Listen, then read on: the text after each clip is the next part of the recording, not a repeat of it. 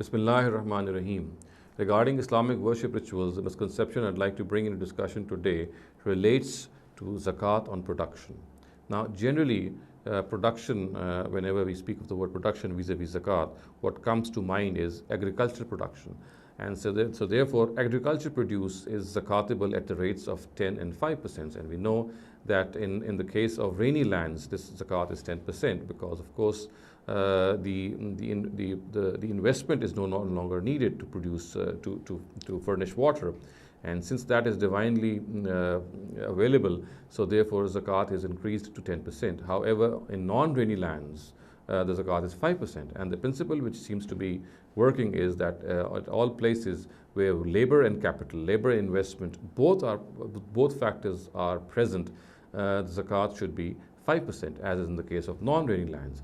However, in the absence of any one of these, and thus, for example, we have the absence of investment in the case of rainy lands, then the zakat should be 10% because obviously it should increase.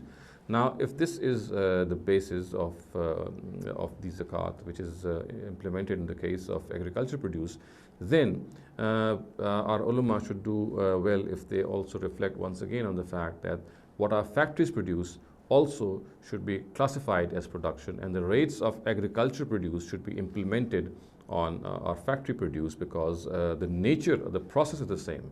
Factories also produce products. Similarly, land produces products. So therefore, just as land is zakatable at the rate of 5 and 10%, in a similar manner, in the case of factory produce, the same principle should be applied. However, since in the case of factory produce, we know that both investment and hard work, and which in other words means labor, both investment and labor is needed. So therefore, zakat on factory produce should be 5% of the produce itself. So this qiyas or this analogy seems to be in line. And I may mention here that this qiyas has been made and derived by my teacher, Javed Ahmed Ghamidi, and what I have presented here is actually the consequences that he has reached, the results that he has reached while deliberating on this issue. So I would invite all our scholars and people who understand the nitty-gritties of economics and Islamic economics to review this zakat on factory produce once again. Normally, factory produce is regarded as wealth, and it is zakatable at the rate of 2.5% per year, per annum. However, as I said, factory produce should not be classified as wealth.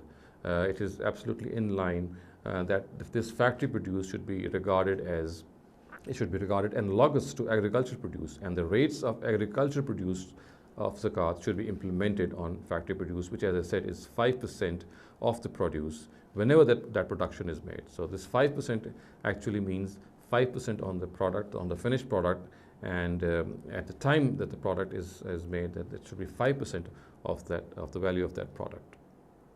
أقول قولي هذا واستغفر الله لي ولكم ولسائر المسلمين والمسلمات.